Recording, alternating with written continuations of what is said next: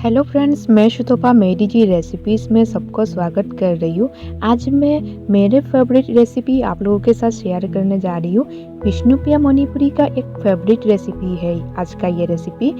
मैं आलू भाजी के साथ यंचक का इरलपा के रेसिपी शेयर करने वाली हूँ। तो चलिए वीडियो शुरू करते हैं। आलू भाजी बनाने से पहले इरलपा के लिए रेसिपी शेयर करते हैं। आज का ये इरलपा आलू और टमाटर के साथ यंचक डाल के बनाएंगे। ये अलग से बॉयल नहीं करेंगे, चावल का भाप में ये हम बॉयल होने के लिए रख देंगे। इसलिए मैं आलू भी रेडी कर रही हूँ और मिर्चा भी रेडी करेंगे। उसके बाद टमाटर भी रेडी कर लेंगे। उसके बाद चावल के भाप में हम दे देंगे तो बॉयल हो जाएगा।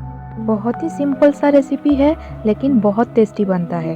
वीडियो को कंटिन्यू देखते रहिए, बिल्कुल भी स्किप मत कीजिएगा। आगे जाके आलू भाजी का भी रेसिपी है। आज का ये आलू भाजी के रेसिपी कुछ अलग तरीके से बनाने जा रही हूँ। हमारे दादी पहले ये बनाती थी, बचपन में ये बहुत खाए थे और यही रेसिपी मैं आप लोगों के साथ शेयर करने जा रही हूँ। इस आलू भाजी के लिए आलू को काटेंगे नहीं, कुछ इस तरीके से पिंच करते हुए आलू को हम रेडी करेंगे। पिंच करने के बाद आलू को अच्छे से धो लेंगे। मेरे रेसिपी फॉलो करके आलू भाजी का ये रेसिपी एक बार अगर आप घर में बनाएंगी तो आलू काट के और भाजी नहीं बनाएंगे।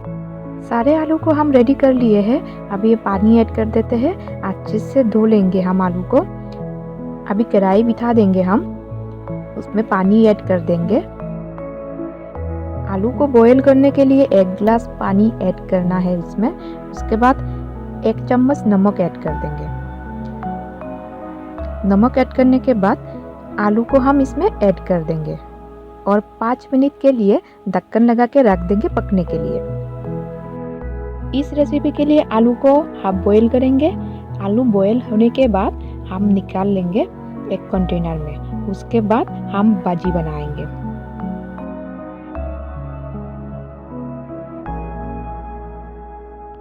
अभी कढ़ाई गरम कर लेंगे, उसमें सरसों का तेल ऐड कर देंगे। अभी इसमें जीरा ऐड कर देंगे। उसके बाद सूखा मिर्चा इसमें ऐड करेंगे। बॉयल किया हुआ आलू इसमें ऐड कर देंगे और कंटिन्यू चलाते हुए भाजी बनाना स्टार्ट करेंगे। आज का ये आलू भाजी का रेसिपी और यंचक का रेसिपी पसंद आए तो वीडियो को लाइक, शेयर, कमेंट जरूर कीजिएगा और चैनल पे नया है तो सब्सक्राइब भी कीजिएगा। मिलते हैं और एक नया रेसिपी के साथ और नया वीडियो के साथ।